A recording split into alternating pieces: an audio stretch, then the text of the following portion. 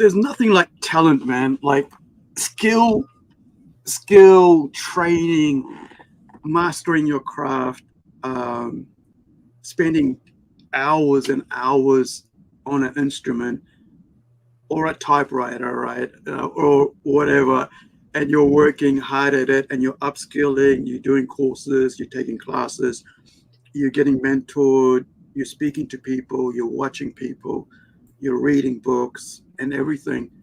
And from all that comes a skill that you carry on forward. So I'm quite interested and excited to talk to, our guest today, JJ Trujiilo, and hopefully I said that right. And I'm going to get him to talk a bit about himself, short bio, and then we'll get into it. So JJ, if you could please, give us a little short bio about yourself and introduce yourself to people who may not know you and have not seen your book or anything about you or your channel, because you have a really awesome channel. So take it away.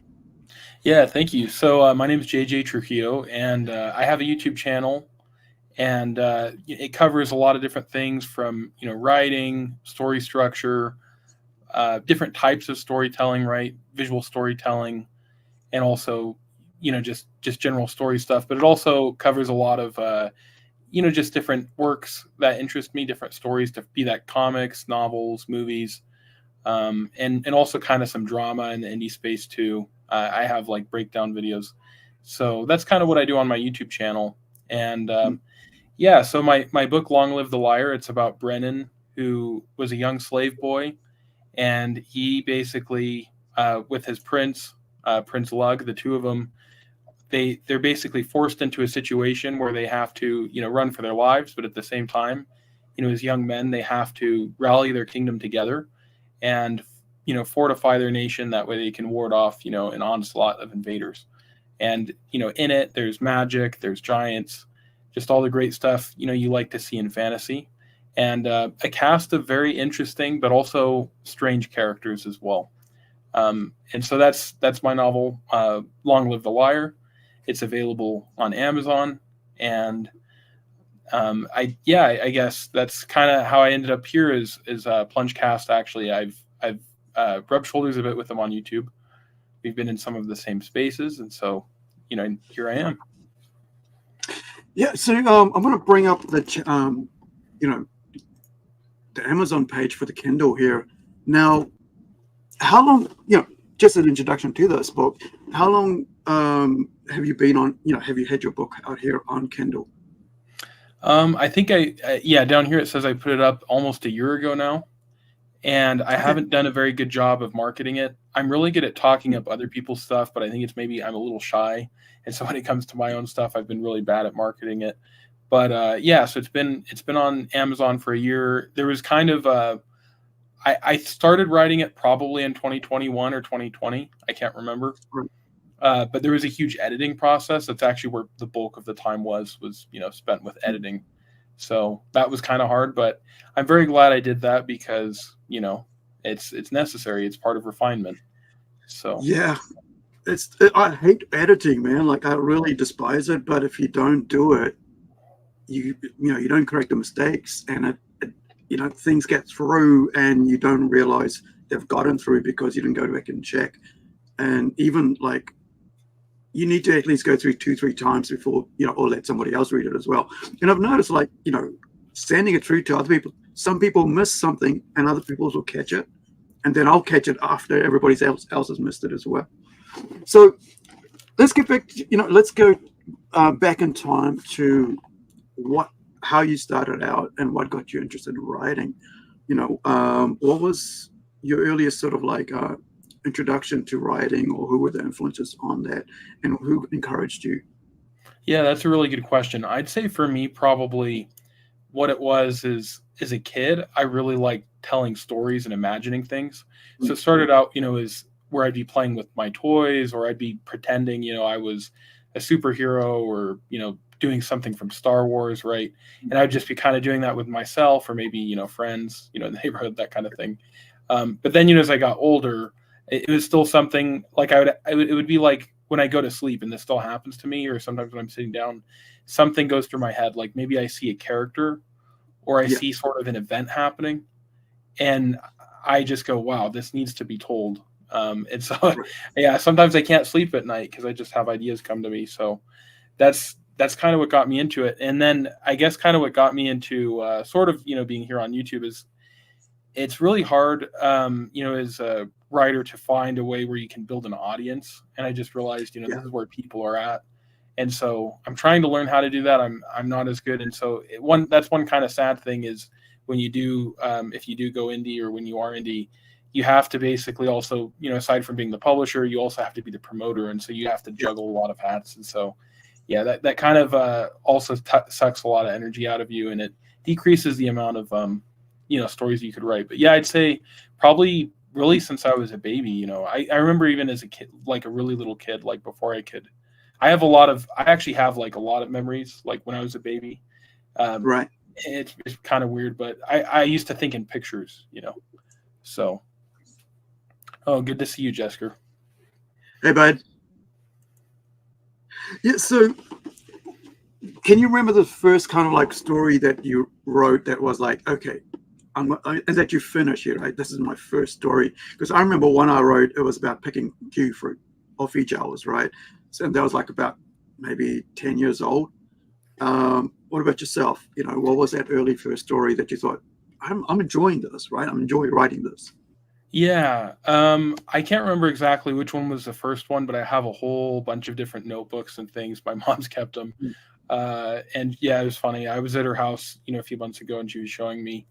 But yeah, I would make like maps, and sometimes it would be fantasy stories. There was actually like a few superhero stories, but it's interesting you asked that question because a lot of times those ideas have kind of carried out.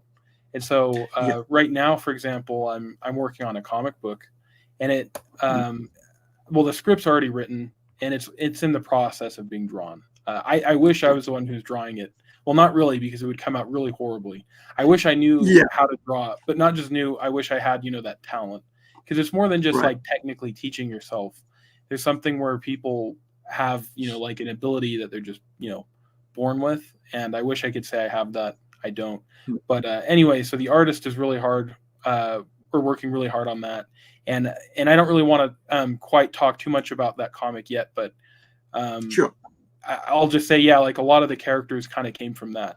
And a lot of even the plot structure too. It's kind of like, I would describe it as a sort of a soft superhero story. So it's, they're people with powers, kind of like, an X-Men, right? But then they don't really understand where their powers are coming from. Imagine it's like the first people who appeared who were X-Men, sort of. And so there's kind of a mystery about where they got their powers, but then a lot of these people are getting killed, so they're trying to figure out who's doing that, what's going on, that type of thing. So, but yeah, it's gonna be really great when people actually get to read that. Now, when did you, high school, middle school, did you concentrate on writing, or did you get, into something else? Absolutely. When I was in, really, I'd say it was when I was in middle school. I'm kind of a strange person. You might not be able to tell this by talking to me right now, but I'm kind of a robot. I'm not really a human. And so a lot of times, as soon as I would get home, I would just start, typing away or writing in my notebook. But yeah, I had all types of different things I was writing, some superhero stuff, fantasy stuff, mysteries. But yeah, that started when I was in middle school. And I also spent a lot of time, I'm not sure if you know who Brandon Sanderson is. He made these really good informational videos teaching people how to write. And so I would watch those videos over and over again, a lot of them. And that's kind of when I started, was actually middle school. That was when I got really interested in it. So what year was that? A little over 10 years ago. Yeah, I'm in my mid-20s now, so. Okay, so you're quite young. So I'm 51, right? So okay. The reason I asked was to see, because usually, if I talk to people, I go, okay, how long you've been doing something. It kind of gives you an idea of like, how much they're dedicated to what they're into. And so hearing about you being into a very young age, going into it at middle school, what were you doing like college and high school? So how was, did you carry through in college as well? What were you like specializing, because a lot of people, you got to have your majors and stuff, because like in New Zealand, we don't have that, but people tend to do it after, college is where you go to the majors. Yeah, so that's a great question. So I've always, continued writing. And so even while, just a few years ago when I was in college, I actually had several different books that I was trying to send, to agents. I was kind of trying to go through the traditional route. And one of them actually got really close. There were several people where they said, where they wrote me back and they said that they wanted me to send, future stuff to them. And there were kind of agents where they wouldn't do that, unless they actually were interested. You can read a lot about, there's like Reddit pages and stuff. But anyway, so that was when I was like in my early 20s. And by that time, I'd already written 3 or so novels. And since then, I've only written, one novel from beginning to end, but that's mostly because I've kind of had to sort of, I guess, dedicate myself to other stuff. But I have like a lot of short stories that I do, the comic book that I have, or even my videos, to a certain degree, it's a form of writing, as I have to, make a script. But that's kind of one thing that you asked is, what I studied. I studied something completely different. I got an accounting degree, and that's kind of what I do for my job. So it's a very different thing, but it's kind of like I was saying, every night when I go to sleep, I have, these stories in my head, in my heart. And so I feel like, it's in my bones. I have to be telling these to people, but I didn't really know how. And I don't know, I guess it's not just luck, but also I got a lot of help from, in particular, Ethan Van Sciver. He gave, a huge shout out to my channel. And I'm really grateful that he did that, because now I can sort of see a pathway forward, where people will hopefully, enjoy the stuff that I'm, working on. And I think they will, because, the voice that I talk with, when I do the live streams or the videos, it's kind of the same, me who, writes these books too. So we'll see for sure. I'm hoping that it'll be well received, but you can't always know, till after people get a look at it. But so before we go into the Liar book, right? These other 2 books, because I know I've got like lots of stuff that I've completed and not completed, got to third of the way through, or a third of the way, or 2/3 of the way, or just done a couple of pages and that's it, and they sit there.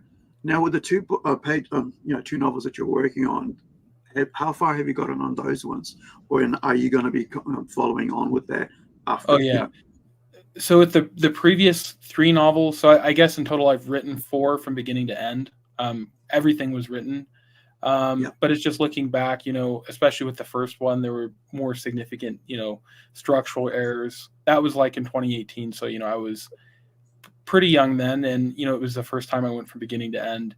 And all of those are things that I want to rewrite, but some of them are going to require more work than others.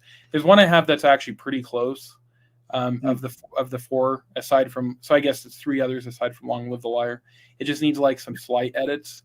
Beyond a copy edit, it's kind of more like with dialogue and that type of thing. But the reason why I haven't really worked on that is because, honestly, I don't really have, a way to market it, if that makes sense. And so it's kind of like, sure, I could finish this, but I don't really see, a way forward. So I'm kind of just holding on to that to, I guess, till my audience gets bigger. And then at that point, I'll release that. And that's kind of another story where it's written for, Long Live the Liar is written for all ages. That one was too. The other 2 stories I wrote, one of them was kind of an epic fantasy. There was no like gratuitous sex or actually any sex at all in it. No. It did have obviously some violence, as a good fantasy story should. But that one I actually would like to adapt and have like some comic.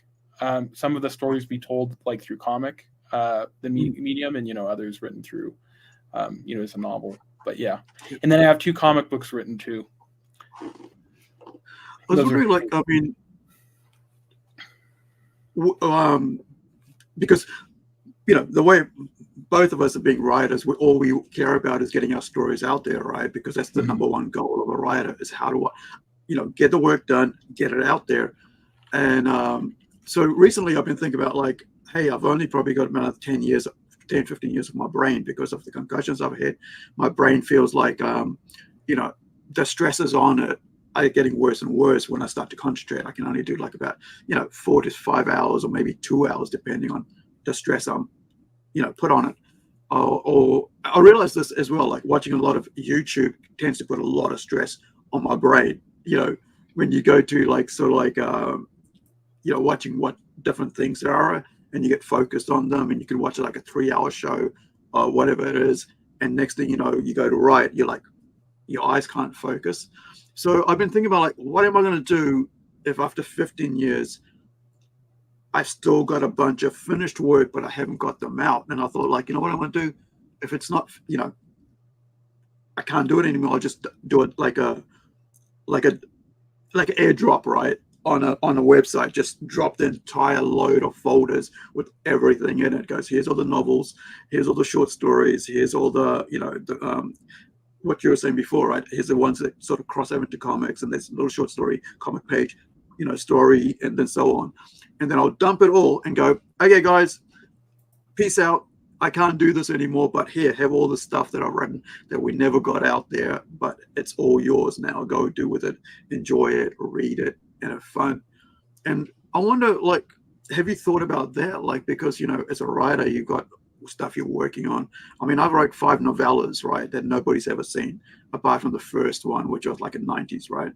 And so they're just sitting there, like they will never probably get, never get printed, never see any daylight. And I'll just one day I'll go, here you go, here's a PDF of all these novels for free for everybody to read, just to see what I've done, right? Because I haven't been sitting on my hand for the last 15, 20 years, right? And so have you thought about, how you're going to, you've got the Liar book out, and you've got these other ones on the way, and you got a comic book next. How are you pacing yourself as to what you put out, when you put out, to make sure that you get your workload out in a way that you're going to get them out by the time you peace out as well, right?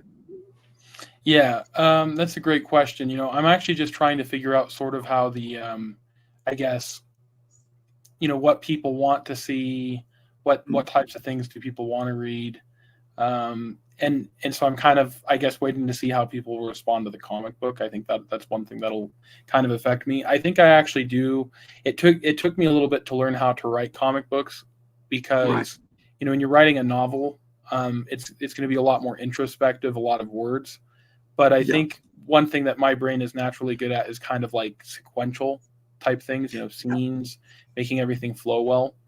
And that's really important to, writing a movie or a comic book. But anyway, I kind of taught myself like basic animation and that type of thing. And that sort of got me, to a point where I'd be ready. But I want to see how people will respond to the comic book. And, if people enjoy that, then I'm going to keep doing that. And I actually kind of enjoy writing comic books. Like when I wrote those scripts, I kind of enjoyed it more than writing a novel, I think.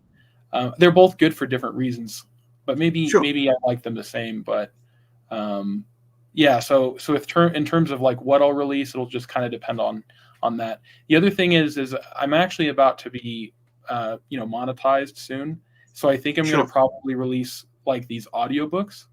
I have a bunch of these short stories and novellas as well, from the 4 novels I have. I'm gonna probably put those on, for members, right? So if you're a paid member, you can go and listen. Maybe every quarter. Good idea. Yeah.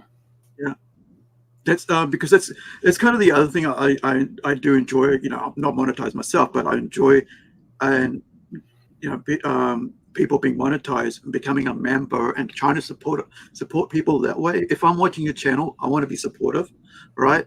And so, if I'm watching your channel on a weekly basis, I'm going to be a member, because I'm showing support for what you're doing as a creator, right? Because same, I want that myself, right? If I'm creating a comic book, I want people to buy that comic book to show their support for me as a creator. And I think it's that, I think it's a great thing that YouTube does, right? And support people, because they make a lot of money from creators. So it's a great way for creators to actually, when they get monetized, to get memberships and be helped that way as well. Because like it takes a lot of time to set up and do all this, the cost involved, and the time involved. Because every hour this is what I had to do myself, right? if I'm doing 3-hour live stream, that's 3 hours I'm taking away from my writing, you know, or such. And so I got to go make sure that I am making sure that when I do a live stream, it's important. It's going to be, you know, focused, and I'm in the best of moods to do it. And so I'll go, okay, in that time, I'll be able to do this. And all the other times, I'll go and do the writing and do whatever else I need to do, edit, lettering, you know, set up the comic books for publishing and stuff. And I think that's the best thing about, you know, if you're watching somebody's channel and you enjoy it, you know, support them any way you can. You know, super chats, memberships, follow, subscribe, share their page, man, if you enjoy it, because I think that's a great way to not just encourage, but to actually get more people to similar-minded that might enjoy it as well. And sorry about that, but that's just my segue on that. Oh yeah, no. So, you know, yeah, I agree. But the thing is, for me too, is I also want to feel like I'm giving something, you know, to people who would support, like something extra, you know. Because sometimes people, they're just like, here's some emojis, you know. I really wanted to be something more of that, and I'm, you know, wanting to create a value. But I guess also to me, really the only reason why I'm on YouTube is because I want to tell stories. So that's kind of why I'm here. And even actually when I do like the drama stuff, I actually wasn't really wanting to do that. It was just kind of something I was like, I felt like had to be explained because I kind of see it as a story. And and I sort of just kind of walked into it. And sometimes I'm like, oh man, this stuff melts my brain. But you know, I know it's what people want to see. And then also I feel like it's something that kind of has to be told, you know. But yeah, hopefully. Oh, sorry, we're going to say. Carry on. But yeah, hopefully people will, you know, also enjoy this types of stuff too. And I think they will, because occasionally on my live streams, I've played some of my audiobooks before. And usually I have a lot of people, you know, write it out and they listen to the whole thing. So I'm going to be excited to see, you know, what people will think. Yeah, I've got a friend who's a horror novelist, right? So he does short stories as well as like, you know, long form stories as well. And he started doing the audio books for his, you know, for Amazon to go along with his novels, right? Because he prints them out. That was the other thing I was going to talk about with you, since kind of segue there. With your Kindle books, are you, you know, are they hardcover? Are you doing hard copies as well, printed copies through Amazon, or are you just doing them as PDFs? People can get it digitally, but they can also get it like it's on demand print as well. If you would like, you could get the the Kindle price is usually what they advertise, but if you look to the right, you can see they have a paperback. I don't have a hardcover yet. If you meant by hard copies, by just, you know, a physical copy, I'm doing that, but not hardcover yet. Right. So this is the paperback, right? Yeah. That's pretty cool, man. Like, so how does this work? So since we're here, right, how does this work when it goes from PDF to paperback? What do you have to do for that? Yeah, I actually, as soon as someone orders it, they just basically print it. They have kind of like this factory, you know, that does that. Right. So I had to kind of play around with it a bit when I first did it. I had to get several different proof copies because I was like, oh no, this thing didn't quite come out right, or I have to slightly adjust, you know, the cover so it looks better, that type of thing. But yeah, I don't have to do anything. You know, as soon as you order it, you know, a few days later they send it to you. The downside is there are some people, namely like these Chinese companies, where they'll oftentimes steal stuff, you know, and then they'll upload it and make their own pirated bootleg version. And Amazon does very little to stop those people, which is very disheartening. And I think it's going to be a huge problem for them and possibly a lawsuit in the future. Who knows? But that's a story for another day. Oh no, but I mean, since we're talking about that, right? Because like I've had that happen. Like I've had people like go, what was it like in the style of Stephen King books, and next thing you know, because the AI is the biggest problem right now, and people want to go, yeah, it's not that big problem. It's a huge problem, especially for writers and for artists right now, because they don't understand that, like, when you spend years upskilling, paying for the courses. You know, I did 3 years in film school, right? I got a bachelor's degree in filmmaking. right? So that's 3 years spent learning how to write. And then I've also got 3 years based, I think around about 3 years in art school, being a sculpture, right? So ceramic sculpture, painting, multifaceted stuff. And so I think people that just don't understand the cost that we as creatives are paying along the way to get to where we are now when we put our work out, right? When we go, hey, this is what I've created. And they go, oh, yeah, but we can take that and we can make our own version. Now we can sell that. And you get left out in the dark. And this is what's happening with, is it Innovate or some stupid AI writing thing now? That because your book, and here's the thing, your book's out there, right? Now your book basically could be used for them to use as a way to, get their whatever they're doing into the AI format and go, oh, I want this story written this way.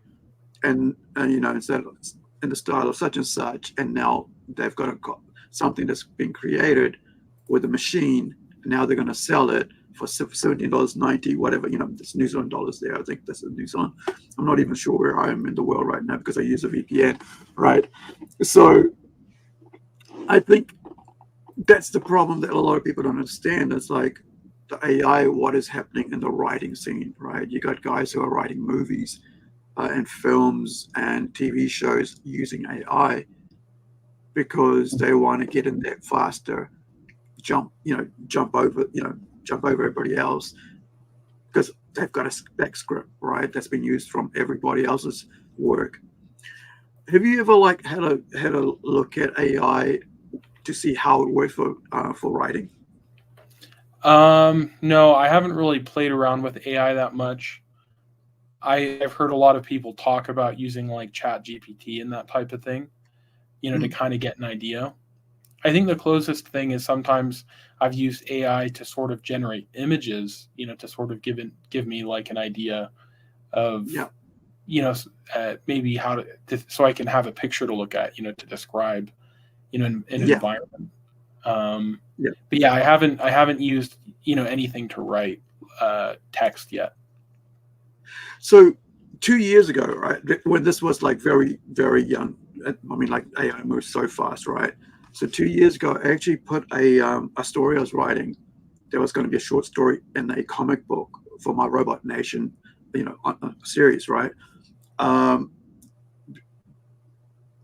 And I put my own story into it. I went, this is what I want. And what I noticed was it was giving me the exact same beats that you'd get from a Hollywood movie.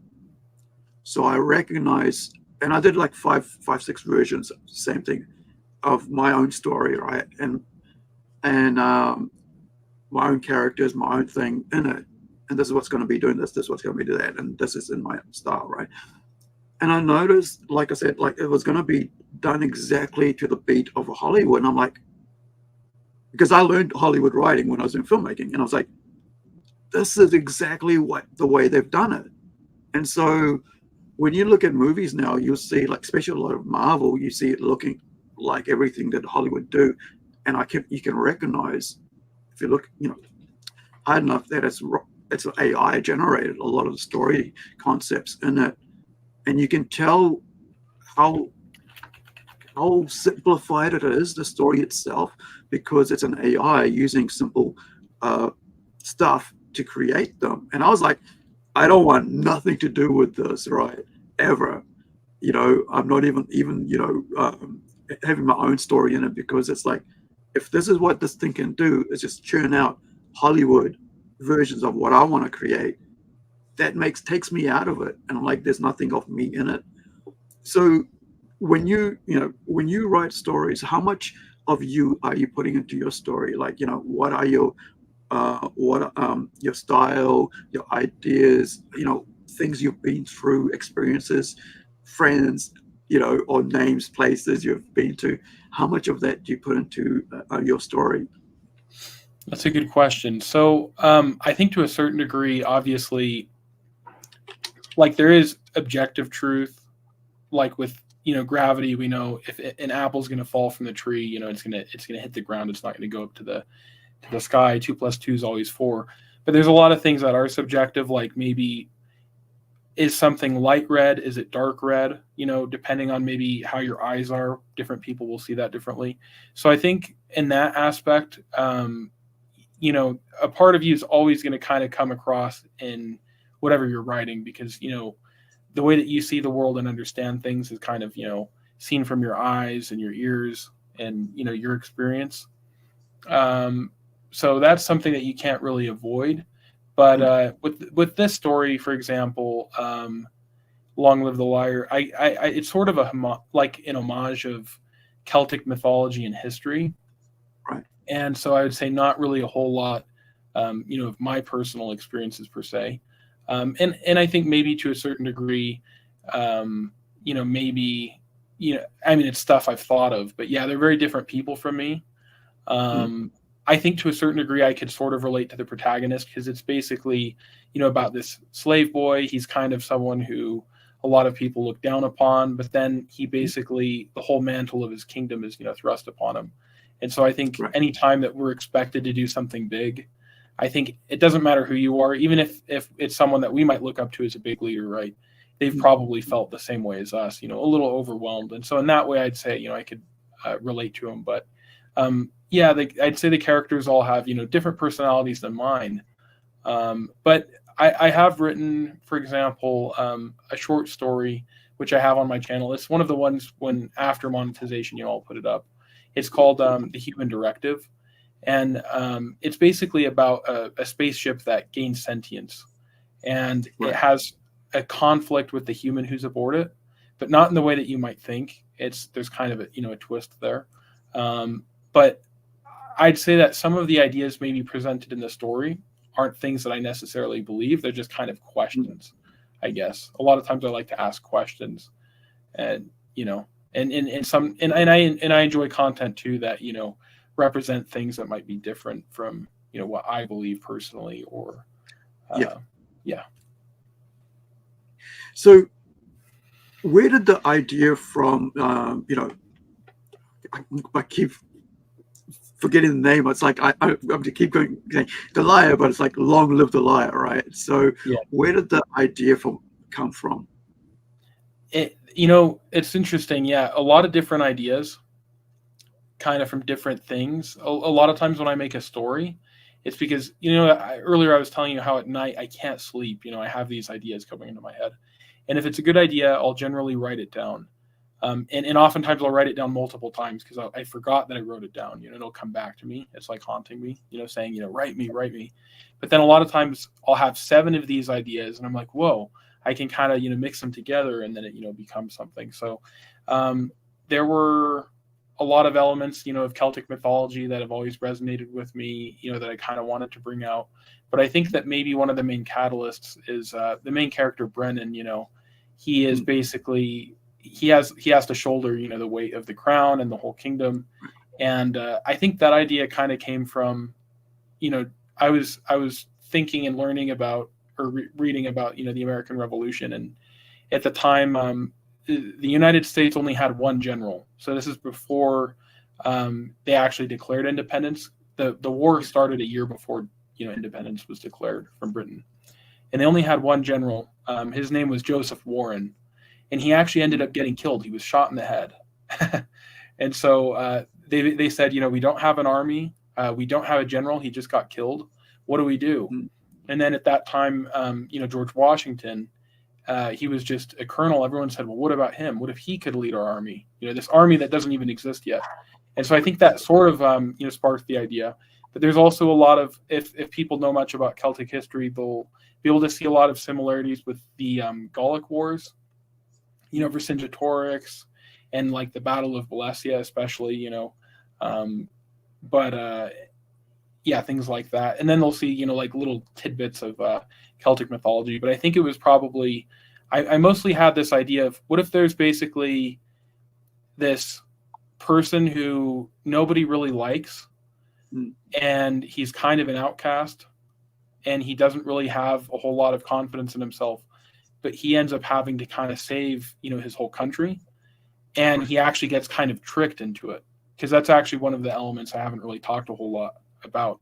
Yeah. But there's basically a wizard who kind of like tricks him into stepping into his role, and so that was I guess a big element to it. So I sort of thought of this idea. I could see the character who he was, on like an emotional level, and then it just kind of all played together. And then as I started writing it, it just became kind of funny too, because the main character Brennan, he has a bit of he's a little not snarky, but he's a little sarcastic, and it just it just came out. So you mentioned the Gaelic and Celtic mythologies. I mean, like histories, right? So one thing I want, because I don't know that much about that. So before we go to that, I'm going to put this up here. Cyber says, I saw a video recently of how people have been releasing AI-written books for things like foraging. The authors definitely saw it as a way to make a quick buck, but it had dangerous advice. See, that's the other thing, because it's not coming from a place of wisdom or knowledge. It's just coming from whatever anybody is saying, right? I guess in that sense, because there isn't anybody who's skilled in what they do. They want the work to, the knowledge to come through, the skills to get through. They want the truth to come through. And I think that kind of shows that there is a dark side to that, where it's like people on YouTube giving you advice about medical things, right? Yet they don't know if it's and you take that advice and you could end up dying. I saw this, just a quick thing there. The pink sauce lady, right? Didn't know nothing about food, sending across milk and honey across, a couple of weeks over to somebody, and they get botulism, and now you're buying, you're putting yourself in hospital because you took advice from someone. So I think AI is going to be like that. And with art, it's like the fake nude stuff. It's going to be tragic. Oh, yeah, that's horrible. And yes, so Subject saying that's so true. People who want to tell a story are passionate about anything they know. They want to share it, and that's basically it, right? When you have when you create something, you want to say, "Look what I have created." You're not going to go, "Well, I faked this, dude," and so now research, right? This is something that like AI is going to these writers are going to just throw that out the door. Never going to think about research. Never going to think about why are they putting every word in there. Like talking about research for me, like at the moment, I'm trying to be as much information into what I'm doing as possible in the writing. If I'm writing about some country, and how to write that in. So like you're talking about the story, right? How are you doing with your research there? Yeah, when I was a kid, I really loved reading mythology, and I still do, actually. I'm currently reading a book called Egil Saga. It's, basically a piece of Germanic mythology. And Right. So I would read things like the Red Book, which was, one of the biggest pieces of Welsh and Celtic mythology that's preserved, because most of their traditions were passed on orally. So after, the Romans invaded, almost everything, got destroyed. And so, I also enjoyed reading, Thomas Mallory's, King Arthur, things like that. And so, yeah, people will see a lot of instances of, Celtic mythology in my book, just kind of from that. The Red Book was a huge, point of inspiration, but also just learning about folklore too. From like Ireland and Britain and Wales, that was a big aspect to it. So, but yeah, I think it's just something you can't do in one day, and it's something that you have to, spend a lot of time on, but it has to be something you can engross yourself in. And so, I don't know. I mean, for me, it's kind of, I guess it might be different for other people, because I was just thinking about an interview I was listening to with Chuck Dixon, and he was talking about when he wrote El Cazador, which was his pirate comic. He didn't really like reading that type of thing, but he had to read a bunch of, swashbuckler books and a lot of, just things about seafaring and navigating, that he never would have known. So, because you're going to, if you write a book about pirates and you don't know nothing about it, and you put something in there, people are going to, well, hey, dude, that was wrong. Right. That's not right, and that's not right. But if you just do something in the future and doesn't have to do anything with knowledge, you can do, that speed of light, yeah, that's fine, But if you're doing stuff like that's reality based, like pirates, or like, saying, okay, one thing, like for me, like right now I'm writing about kings and dukes and duchesses, right? And I'm like, what the hell do they call the female daughter, daughter of a duke, right? Is it Marquise, or is it Yeah. lady, and so on. It's like, how do you, and especially when you like a servant saying it, or if you're a dignitary saying it, right?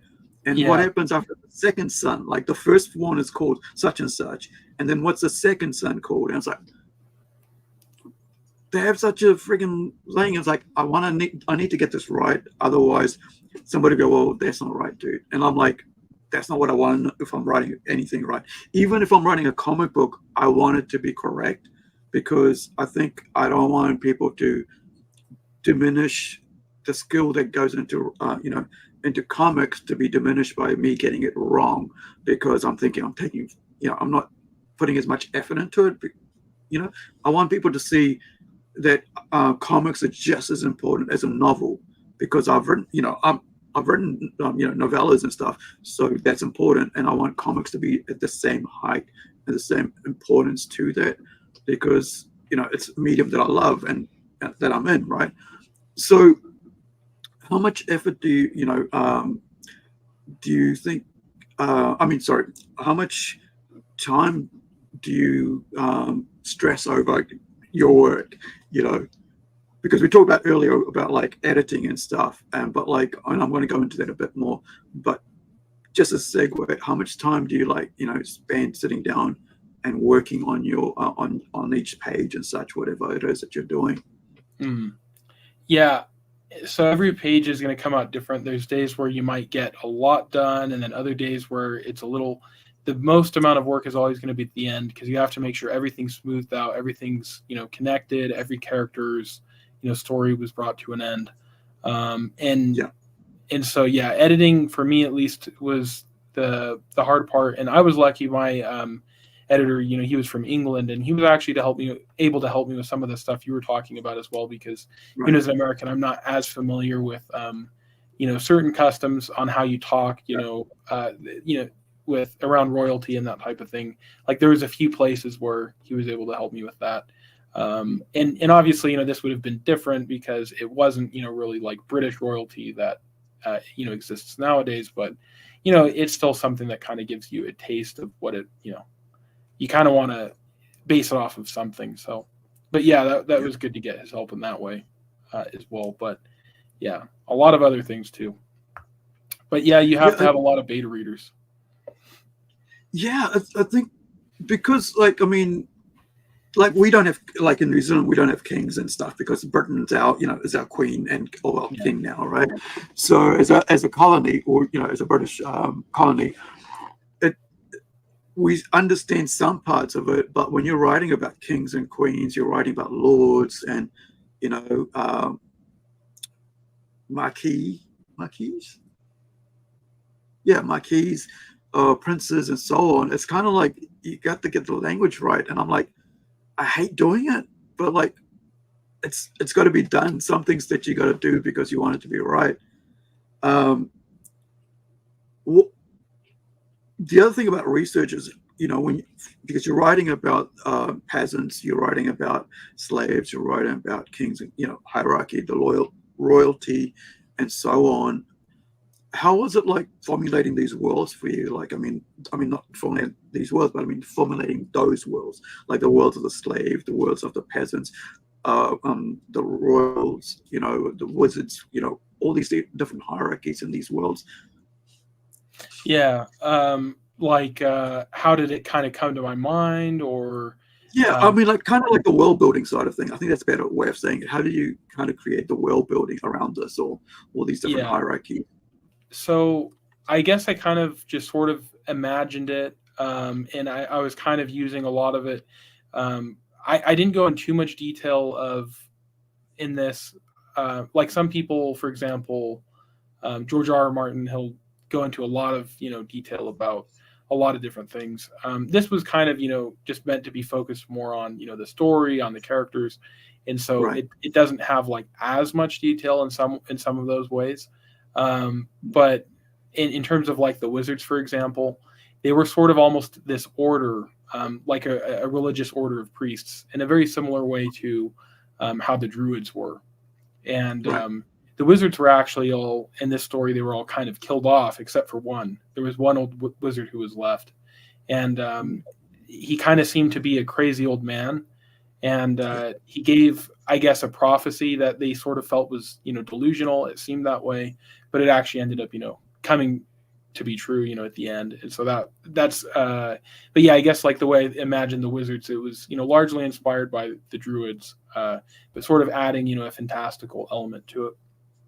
Right. And I think with the technology and that type of thing, I was trying to limit it to basically Iron Age technology. I didn't really have, a whole lot of glass, very simple economy, like you aren't going to read about there being, like taverns or something like that where people can just stop, it's very agrarian. And so in that sense, it's maybe kind of realistic, but I don't know how much people would really think about that if they're reading it, if that makes sense, because that's not something I delve in a whole lot to. But I was really careful, especially with the types of foods they were eating, the technology that they had, kind of trying to sort of mimic what you would have seen basically around the Iron Age. That was kind of what I was doing there, the early Iron Age. I was also thinking, like, because if it's an all-age book, you don't want to have like too much in it, because you are going to have kids reading it, and you don't want to have it too complicated, right? I mean, there's things that depend, like if it's a mature reader or teenage, you would have higher, kind of like more complicated, and it gets more and more complicated, more stressed out, more filled out, I should say, like spread out across what you're trying to think, backgrounds, and so much more explanations. Whereas if you're doing for the all ages, you just go, oh yeah, this happens and this happens and this happens, and then he's going to go do this and this happens. Whereas like with an older crowd, you're like, this happened because that happened, and then that happened, and and you're sort of like building this world that works off each other. And did you find it easy doing an all ages book compared to the other ones you were working on, or are they all ages books that you're working on? Yeah, the other, so let's say, I think a good thing to compare this to would be my my epic fantasy, which had more probably like a Germanic influence. That one took me a lot of work because I was learning a lot about ancient Germanic poetry, like kennings and that type of thing, and like the syllable structure, and so there was a lot of poetry mixed in it. It was a lot more complex with the world building in terms of like the religions and the cultures. But again, I was kind of trying to limit it to technologically be like, the early Iron Age. It was, I think I'd say the world in many ways was a lot darker. There was magic was probably more prevalent in it, but that one was a little more complex in terms of like religions and mythology and different belief systems, I guess you could say. So with this one, Long Live the Light, does it have religion? Does it have the religious hierarchy as well? And if so, or what is it based around? Yeah, there is actually some religion in it, and one of the jokes is because the slave Brennan, he was actually going to be sacrificed.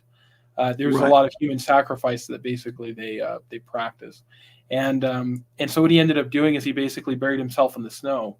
And he got himself really sick. He buried himself in the snow till his skin got blue. He said, "Well, we can't sacrifice him. He's not a healthy boy. We have to sacrifice a healthy boy." So they ended up sacrificing the person who was at that time, the prince's slave, and then he basically got the new position.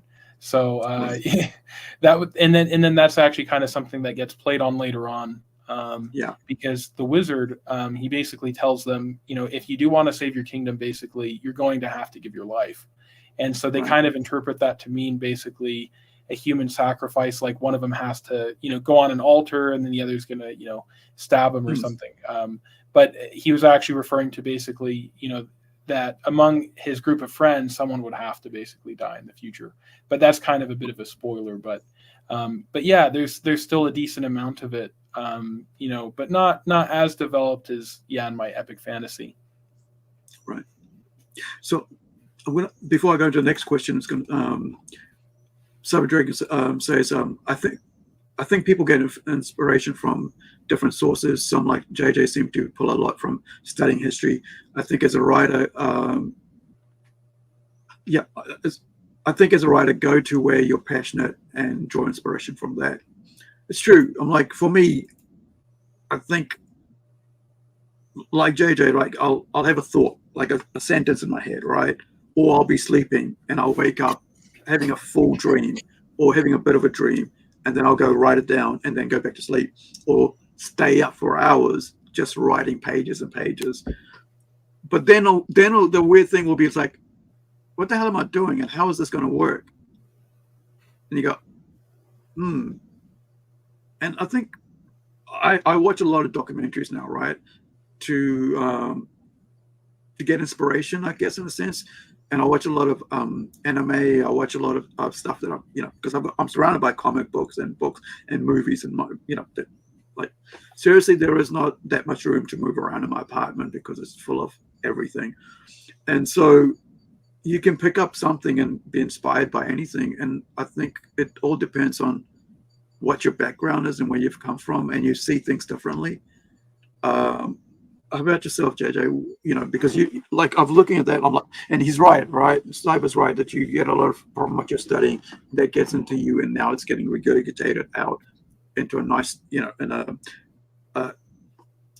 into your voice, into your story, into the world in a different way, creatively, because that's, as an artisan, you are bringing together this, this story into the world, using your skill. So, do is Cyber Dragon right about? I'd say definitely for this book, that's right, and also my epic fantasy, because I'm sort of, especially this book was sort of almost, I don't know, I just kind of really wanted it to feel. I wanted to kind of capture a lot of the essence, in ancient Celtic culture. And obviously, if you were to read it, you'll see it's not the same, and I don't want it to be. It's more supposed to be like it rhymes, that you can see that's kind of what inspired it.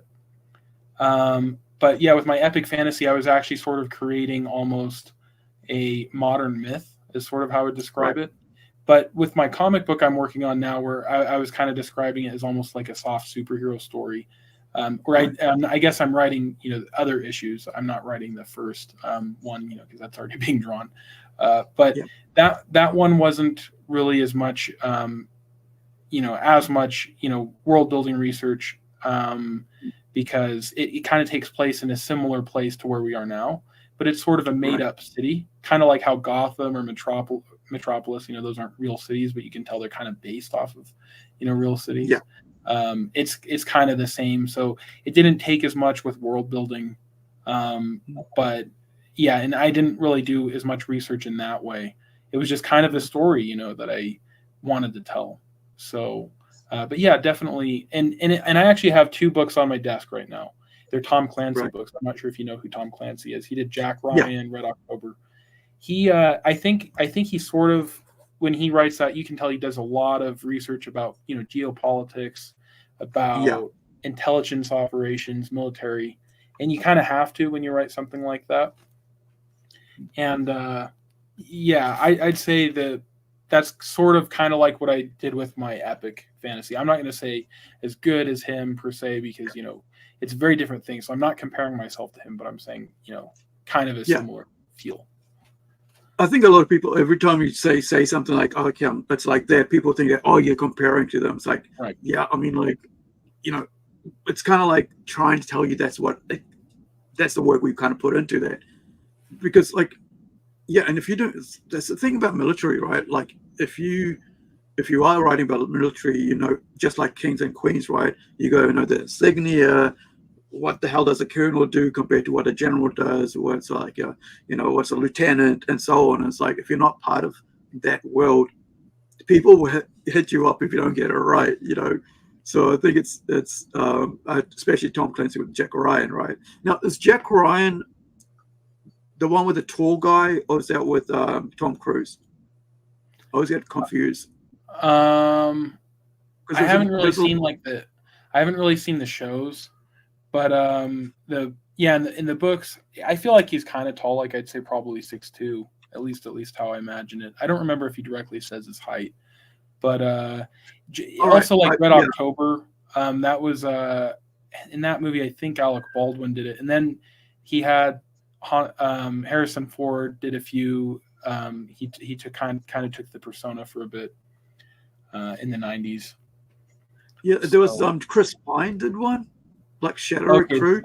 I think that one was something else. I think that's what's that called? That's that's something else. I know what you're talking about. I just can't remember the name of it. Yeah, it's weird. Like it was Chris Pine and Shadow Recruit, and that's why I get confused because I thought like it was the other guy, Reacher, right? That's what I was thinking. I was thinking of Reacher because I really because my dad's a Reacher fan, right, of that guy's book. I'm not sure if it's the same. Is it the same writer for Reacher? Is it as for Tom Clancy, Jack Ryan, or is it different? I think probably different. I think. Let me look. Yeah, Alan Richardson, like he was really good in that. So the writer, who's the writer on that? Oh yeah, it was Lee Child who wrote Reacher. Yeah, that's it. Yeah, I almost got there before you, but like, yeah, my dad loves Lee Child, and my brother-in-law does as well. So they're both like reading it, and then my dad goes, "Oh, you got to, watch this." And I'm like, "And I watch it." And I go, "Yeah, I like both of them because there wasn't heavy on military. It was kind of like after the military, and I thought that was pretty cool because, it's like I like the fact that a lot of heroes, like it's like after the fact, like a lot of people like, I went and did this, and I'm doing that afterwards, using the skills that I learned, right? And it's kind of like a lot of a lot of writers are like that. I went to do all this, and then I've come to write and tell you about it. So Jessica James says, "Long Live Liar" is such a great title. Simple, yet it catches the eye and interest of the reader. I have such a hard time coming up with titles until I finish writing the story. I kind of like, for me, right? I'll ask JJ in a minute. For me, because the way I'll write something and then I'll straight away go and come up with a title because a title will focus me. Because otherwise I'll go all over the place, and I have a tendency to do that because I usually write non-linear. I don't go ABC. I go A, D, C, Z, and then come back and so on. And so because of that, I need a focus. So I'll come up with a title very quickly. And especially because now I'm just doing comic books, I will design the logo as well. I'll come up and go and spend a couple hours, whatever, and design that logo. And so now I've got to focus on what my title is and what I'm going to be doing, what the logo looks like, and then I can figure things out. What about yourself, JJ? Yeah, it's really interesting Jessica said that. This is something I've said for a long time. I always come up with the title after I finish the story. Right. And the reason for that is I really want to find something that will really, capture the meaning of it. And to me, that's actually one thing that's kind of sad is, the first thing you have to do when you have a baby is you have to name them. So yes. I would always, I mean, not always, I only have one baby, but when she was born, I was holding her in my arms. I was looking at her eyes. It's so anyway, but with this book, I would say that it was the title. I'm glad that, Jessica likes it. It actually has probably about 7 different meanings. Right. Just reading it in one way, I think the most surface layer is that basically this young slave has to basically pretend to be the king at a certain point in the story. So saying "Long live the liar" is kind of saying, "Oh, because you're lying about being the king." But then there's actually a lot more to it than that, because I guess I think it's probably okay for me to spoil this, but there's a part where basically the wizard, when he's talking to Brennan, about what he's gonna have to do, he feels like the wizard is kind of lying when he talks about his potential and the things that he's capable of becoming. But the wizard actually sees him differently than the boy sees himself. And so the wizard knew the whole time all of the events that would transpire, and he knew that the slave boy, would basically have to save his kingdom. And so the whole time, like, he thinks that he's kind of just living a lie, that he has like a hope that he'll be able to do it, but he doesn't actually think he can. And he thinks he's just kind of, I guess, stringing people along. But in the end, he basically realizes that the wizard knew the whole time he would be capable, of becoming, the hero that he was. And so at first he kind of thought that the wizard was lying with the prophecy that he gave him. And in a sense he was, but it was that he was kind of pretending that, he was, a senile old man, and he didn't, that he was not aware. But anyway, I'm kind of giving a lot away, but there's a lot of different meanings to it. So I appreciate that he, enjoyed the title. So Jessica says, see, I'm kind of the opposite. If I come up with a title too early, I feel it restricts the writing. So I come up with a title that matches with the story is once I'm finished writing. Yeah, I think for me, because I'm very visual, right? Because I'm artist, designer, and all that. And so for me, it's always been like words tend to, become art to me. And so if I've like, if I come up with an idea, a title will come up in my head very quickly, and within like 2-3 days or whatever, or a page or half a page, I will already have a title because of that. Like, I already know what I'm going to call this movie. I already have decided I'm going to do horror movie, right? But it's going to be a comic book that I dreamt up, that I know how it's going to end. I know exactly where it's going to go, but I knew the title within like about 2-3 sentences of writing it, because I knew what was going to really make this work. And it was very simple, one word. And because it had to do, it encapsulated everything the thing was about in a single word. And I think because a lot of times you can complicate stuff, like you look at manga, right? It's the weirdest thing in manga is like, there's some crazy names in there. And like, if you look at some of the titles, like the uncle who went to the other world and came back and did this and that. And I'm like, what about the uncle from another world? Because I think it's just the way their language works, right? And if we did that, they'll be like, whereas like we can say one single word and it means so much straight away, because then we can tie it with a picture. And I think that's the same thing, like, as a Superman, and you can basically straight away see that little diamond with the S right away, right? And I think that's something, I think, in a way that like a lot of people don't think about titles a lot. You see a lot of people that actually don't think about that, and you go, Gooding is one of them, right? Yeah. Oh man. Sorry to go there, but that's like the worst. It's like non-thinking names, like why? So, and that's why, like, I laugh at that, because it's like, it tells me nothing. Like your title, like Long Little Liar, right? You got 7 different meanings to it, and it's understandable, right? So what is he lying about? What's it, what does it all mean? Like, then you go to Gooding. What is that? It's like, how do you confuse your people? And like, even like, I think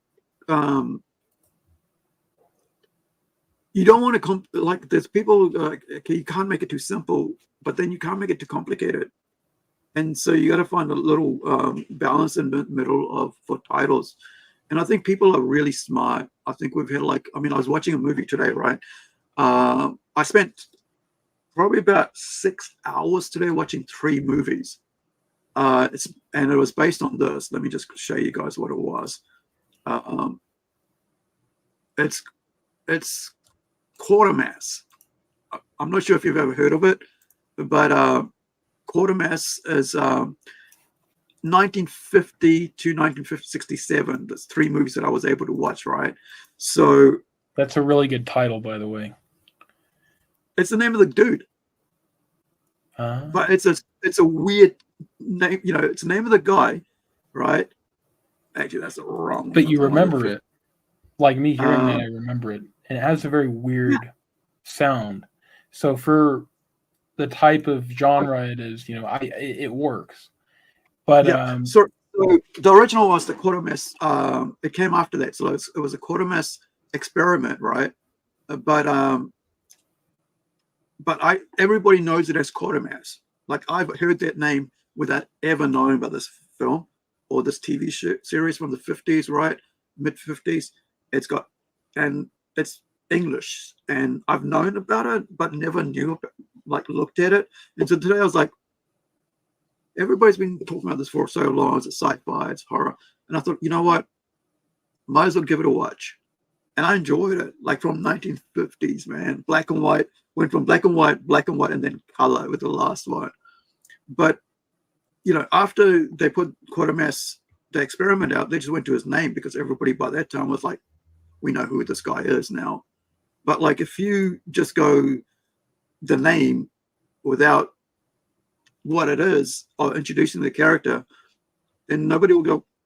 Even though now we know that Quatermass has got a really interesting sci-fi horror thing about it, but about a scientist. But when you read about it, like, people were like really horrified and freaked out at this thing back then, on TV, like aliens and horror and stuff and paranoia. Whereas we don't get scared that easily to stuff like that from the 50s, because it's like, is that like, you found that scary? Yeah. A lot of times I've heard people say that they think that Batman was originally like a goofy idea, kind of a nonsensical, silly thing. It certainly was in the Silver Age, but when you read, the Golden Age Batman, when it first came out, that wasn't really how it was supposed to be. It was actually quite edgy and dark, for the time and the demographic that was supposed to be reading it. But anyway, I was just thinking about what you're saying, definitely not at all anything like The Killing Joke. It's just interesting how, things have escalated a lot, in terms of what's meant to be scary. But in some ways, though, I've done like a little bit of research about how films used to be. There were some really depraved things they used to make in the early 1900s. Like, holy cow. But anyway, that's a separate rabbit hole. But well, it's this experimentation, right? And that's the other reason I was watching this. Like, what was it like? The storytelling was what I'm always I look at when I'm looking at that. I'm like, so this is how they introduced a character, and this is what the character is like. Why did people graduate? Because the Quatermass, the character himself, is very stale. He's not very interesting as a person. He doesn't actually come across as a very interesting character. Yet everything around him is interesting. Like people he meets. He's not always a guy who has the answers. He doesn't, he's not like everybody's bows to him. Like when you go to watch nowadays, you watch a movie or a sci-fi movie, right? They grab all the very skilled, talented people, like Armageddon, right? Oh, that guy does this, go grab him and we'll put him out there and do this. It's like, so we're not going to use Quatermass. We've got somebody else who knows something. Yeah, we're not listening to you, dude. Whereas now it's like, who's the smartest guy in the room? Okay, we'll get him to tell us what you need to do. Okay. And it's kind of interesting to see how stories, back then were, people were able to gravitate towards, and what they'll just go poo-poo to now, right? It's like, that's boring, dude. That's boring. It's like, yeah, at that time, that was like the most interesting thing on TV, and now it's like, oh, it's, dime a dozen, really. Yeah. I think a lot of it is also, a lot of times people who feel that way, it depends on the instance. Like if you ever watch the original Star Wars trailers, that's not at all how we make trailers nowadays. But I think that a real good story is one that people universally be able to cling to, throughout the ages of time. But a lot of times I think with regards to movies, people get really bothered with, special effects, or, the quality of the color, or the pixelation, that type of thing will really rub people the wrong way. But I don't know. I'm someone who's always enjoyed reading older stuff, watching older stuff, and even usually when I buy comic books, I've kind of usually been someone who buys things from the Bronze Age generally, or maybe even a little before, depending on what I'm getting. But I really love this anthology. It's called GI Combat. But I love reading those. I actually have one of the issues somewhere. I remember the name straight away in my collection somewhere, because I like to get like one of whatever I find. If I can't get everything, I like to have at least one of that book, so that I can actually have it. And because it's that comic book, right? And now I've got that comic book of one of that. So before we talk about the combat, I'm going to go back to the titles before we get too far ahead of this. So yeah, Suburb Dragon says, yeah, those manga anime titles can be pretty funny sometimes. Some are super long, yeah. So Jessica says, to be fair, Japanese and English are almost opposite in how they're structured, which is why if you speak of those natively, the other is extremely difficult to learn. And the other ones, for example, right, Goku's Ultra Instinct form's Japanese name doesn't actually translate perfectly at all into English. The closest is actually mastery of self movement, but even that is imperfect. Interesting.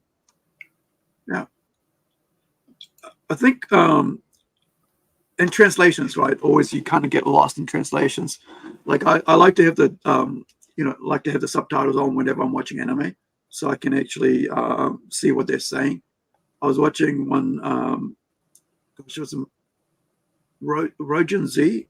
It's like about elderly care, an anime about elderly care, and it was like the words were like all wrong, and it's like some of the explanations were wrong on it. I'm like, oh, that's pretty sad, because when you have it, there's like, but then I can see now what Jessica's saying, right? Because it doesn't translate the way you wanted to translate. Now we're talking about now I've forgotten what we were talking about, right? Gosh, do you remember what we were talking about? Yeah, we were talking a little bit about back issues, but before the show, you were talking about one of the videos I made, the one about characters. That might be something interesting to talk about right now. Excellent.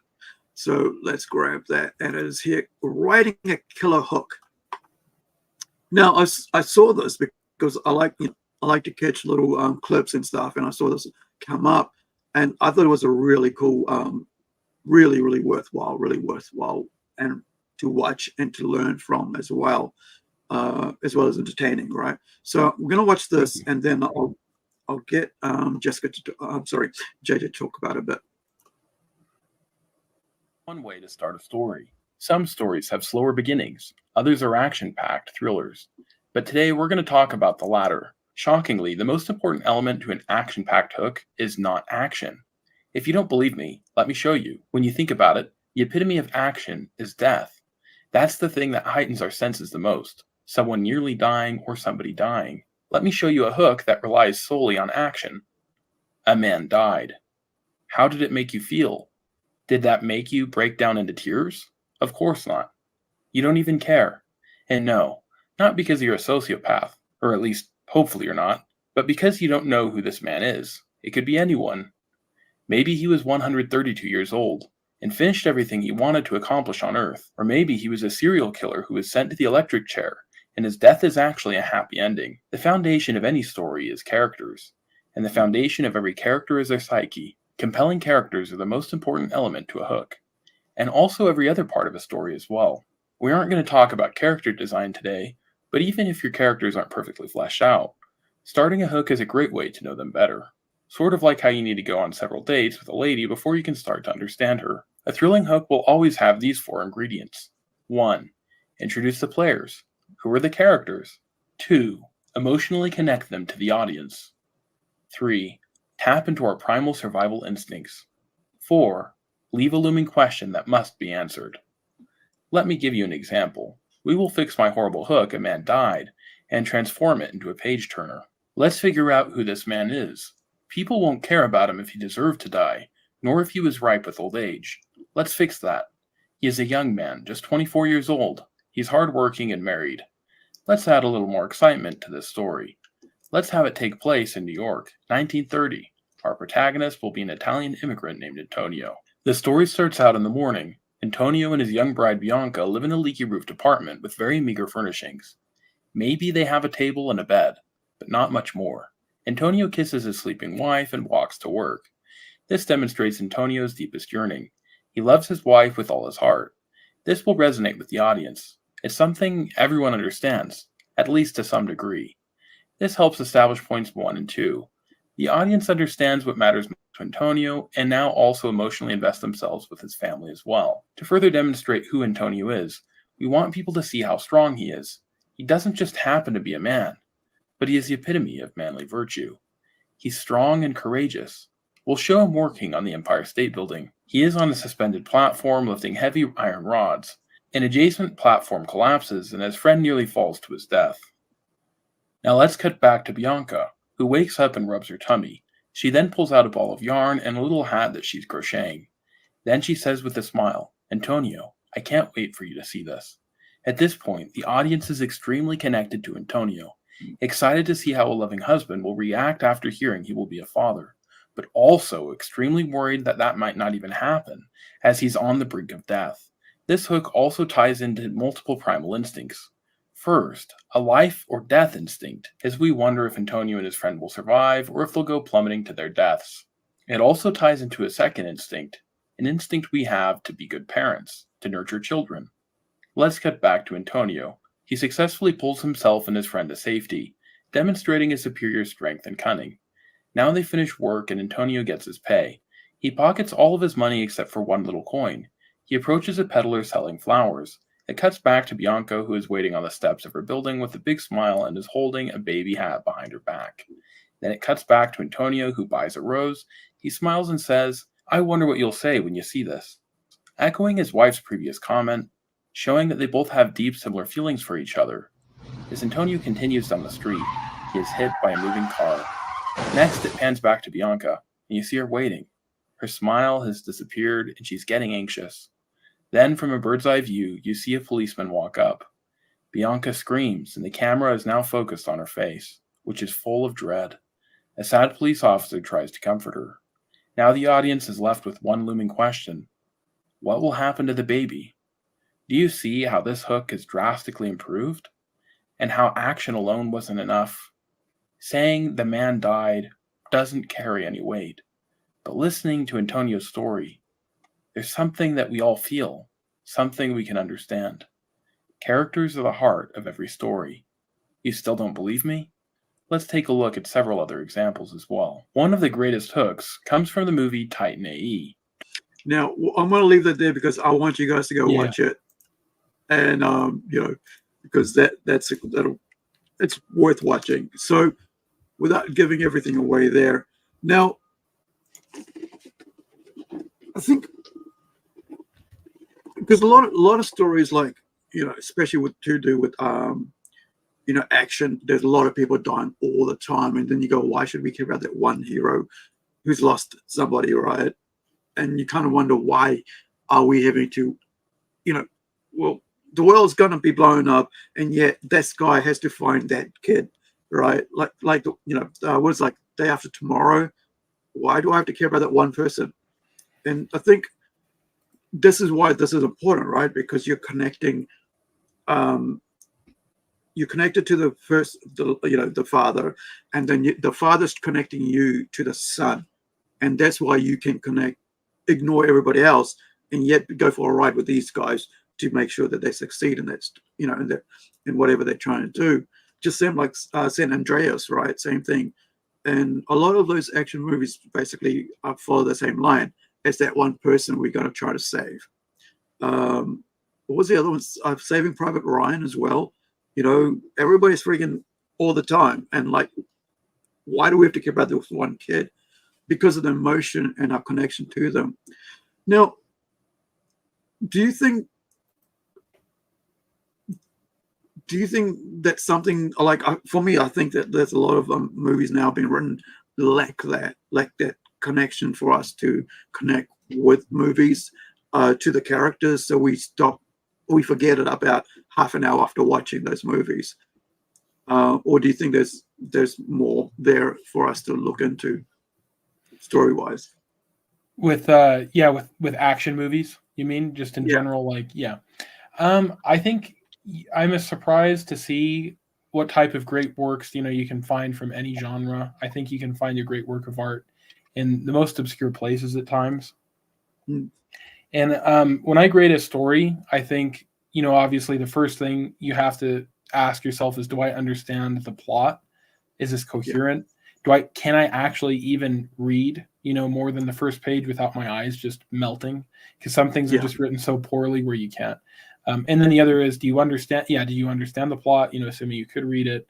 And then kind of the next thing I look at is, did you enjoy it? Did it ever make you feel something? Did you laugh? Did you ever kind of shed a tear or get upset, at a character? And then I think kind of when it starts to cross the line of being a work of art to a masterpiece is, did it leave you with a question where it made you want to be better in some way, or it made you ask yourself, why do I believe what I believe, or it makes you kind of wonder about, the world you live in. And it kind of like strikes, a chord, with you. And then it also has basically, it tells a story that could be understood and have that same effect, throughout any generation in time. That's kind of like how I look at stuff. But yeah, I think you can find, definitely great stories from any place. And and even if it's a genre I wouldn't necessarily read on my own, sometimes I go, wow, this is really well written. But yeah, you can find something that's very powerfully written, in any place. Did that answer the question that you were? Well, for me, like, I'm always like trying to find emotional connection in my stories, right? To connect with the audience. That's my desperation in the stories that I write. It's like, how do I, am I connecting with my audience? Is my audience connecting with the characters? How do I do it? How do I do it? How do I do it? That's been always, whenever I'm talking about, whatever I'm working on, it's like, I want you guys to connect with the character.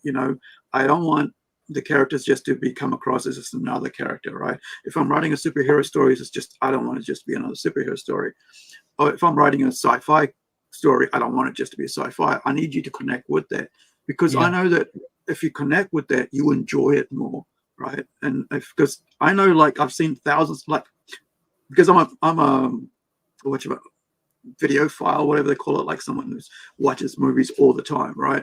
I'm constantly watching because that's something that I wanted to become, was a filmmaker, until I had my accident, and so I think if that's the only desperation I have when it comes to storytelling, not to how great the book is or how does it great awesomely it looks, and that all that is part and parcel, but how do I write a story that connects to I see. the reader? Yeah, that's a good question. How do you write a story that connects to the reader? Well, everybody has certain basic things in common, of what we want. We all want, food. We all want water. But then beyond that, we all want a purpose. We want to feel like we belong. Not just that we belong. We want to feel that we're needed. That's what people need the most. People's deepest yearning is, to feel needed in some way. We also have instincts, to be parents, to be teachers. And so you want to try and tap into that.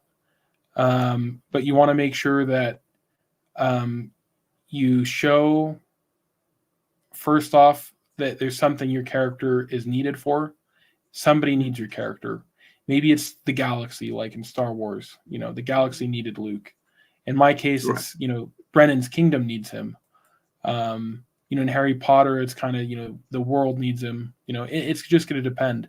And sometimes it might be as simple as the old man across the street, needs the main character, especially if it's some type of, romance thing, maybe, where, or something like that, the types of things that women would read, and that's actually, I think, with Twilight, something I've never read or watched, but I can understand basically Bella, the main character, whatever her name is, Belle, I don't know. Yeah. She's basically Bella. needed by the vampire and the werewolf. Both people need her. She gives them their sense of purpose. And so without her, then they kind of, go off crazy. That's my understanding, at least. I could be wrong. I haven't read them, but it's just kind of, the first thing is you need to find that your character is needed by someone or something. And that's the first thing. And then, you can kind of play around with, and then you need to kind of understand the personality that they have and make sure that's consistent. And it'll just kind of write itself, I think, after that. Once you know their personality and what they're needed for, it just kind of comes together. I was just thinking when you said a person across the road, right? And I was thinking that pupil came straight to my mind straight away, right? And I haven't thought about that forever since I watched the movie, right? The Stephen King story. I don't know what the actual book it's based on, but apt pupil, right? Basically, then he finds out he's a Nazi, and then he's got to do this, and all the stuff that comes around with the horror story around it. And it's interesting that that was it. That the need for, because the guy's lonely, right? And the kid wants to be a friend, right? Or to sees a person who's lonely. Did you ever watch the movie Godzilla Minus One? The new one? Yeah, Godzilla Minus One. It came out in December. I think this is actually names, because it's the one that's a Japanese one, right? Japanese and one. About and his need to his need was to. There was basically a this is where it all starts out. There's a baby, and her mom is basically dying during a bombing raid, and she basically hands off her baby to a girl, and then that girl, she doesn't know how to survive. She needs basically a man to help her, and then the main character, he's kind of a man without a family now, and he's kind of needed now by this girl and by this woman. And there's a lot of very interesting symbolism. The baby there's a lot. The reason I got confused was because there's not confusing that, but confusing the need, right? Because he runs away from a need, like he's needed, right at the start. He's needed to do something, and he doesn't do it, and then he lives trying to do it because as payback for not doing it, But then you're right. Then you've got a baby who's handed off to the mother, to the girl, and then they form this family because, it's. I love that movie, man. I really do, and I think I kept, we did a little movie thing about it, and I said that you got to watch the Grave of the Fireflies before you watch that movie because it just ties in so well, story-wise. It's almost like a sequel. To it's like a weird sequel, but it's like a sequel to Grave of the Fireflies, because you look at that and you got these people surviving after the war, and so is he, right? So he's like an older version of these little kids. Carry on, sorry. Oh yeah, no, that story was written extremely well. I could talk for ages about it. I have a video about it that a lot of people might enjoy called Godzilla Minus One is Right-Wing Propaganda. And I was kind of just trying to sort of troll some people, but I actually did feel it was. And I go into great detail about that. But, the baby, she kind of represents, the new nation, the new generation that's going to be born. The boy, he represents basically, I guess you could say the young boys that, were sent off to the war and, they didn't really start, the fighting, and there's just a lot of very, very great symbolism about it. Overall, a very well done movie. I saw a movie yesterday with my daughter. Okay, so she's a toddler. It was The Emperor's New Groove. It's just a silly little Disney animation. And I was thinking about this, while I was watching it. They actually explain this really well too, the need, right? Because the Emperor, he sort of wants all of these pleasures, but he doesn't understand how his whims are costing, so many wonderful people, so much. And he basically realizes that, he's needed, to be a good leader. And then that's kind of juxtaposed against, Yzma, the villain, who's sort of taking his spot. But when you think about it, it's actually sort of a book. The movie is about internal conflict. The Emperor's New Groove is about internal conflict, because you have basically like this big, strong, like physically big and strong guy who helps the two main characters, right? So the Emperor is being helped by, Pacha, who's like this big, strong farmer. And then Yzma, she's sort of, conniving and trying to gain power. She's being helped by Kronk, right? And they're Kronk, and anyway, that I can go on for hours about this, but I was just thinking about it when I was watching it. But it's just basically it's talking about a struggle for power, right? So the girl, or the woman, Yzma, she represents, I guess, somebody who fully gives himself to like selfishness and nihilism and just a thirst for power, whereas the Emperor's kind of trying to wake up from that and care more about other people. But yeah, anyway, you have to always have a need. Your character needs to be needed by someone. That's what people actually also need the most. They need to feel like they belong and they have a purpose, and that they have to be there. This is why I think like a lot of new movies these days, right, especially on the leftist side of it, because I'm center left, right, according to the American version of that, right, I've never had to define myself before until the last couple of years, until I've been doing this. It's like I've never had to go, I'm center left, and whereas like I'm just me, right? Not in New Zealand, people don't talk about left or right at all. It's nothing, not even in our language. I mean, it's politically, we just go, oh yeah, we vote for that guy, we vote for that guy. We don't vote for color, and we don't vote for left or right. We just vote for who we vote for. But like, so when I look at media that's been coming out in the last few years, a lot of the left side of media, right, especially out of America, there is not much need in them. There's no sort of like emotional thing. It's just like boof, boof, boof, boof, and it's very empty of emotion, right? It's like it's got so much emotion that it's actually empty, and that there isn't little things to connect to them. And that's why they wonder why those movies don't succeed, that they pour all this money into, because they don't have this stuff that we've just been talking about, what you've just been talking about, right? The need, the want, the emotional connection to those characters. Yeah. And like the last one, that's why everybody goes, well, the Endgame was the last time that anybody cared about superheroes and Marvel comics, because there isn't those things that connected us to them in these new things that have been coming out. It's just about content, right? Yeah. So there is no, why are you doing that? Yeah, at the end of Endgame, Thor needed to be redeemed. Robert Downey Jr., Iron Man, he needed to come back because he was gone. Right? And then Captain America, I don't remember exactly what he was up to. I actually haven't seen Endgame, believe it or not. I just kind of got upset. I got upset with back then. Even I was saying, no, you're trying to. It's getting too commercial. Is kind of how I felt. But anyway, yeah. I need to go back and watch him now, though. I think I would enjoy him. But I think a lot of what you're talking about.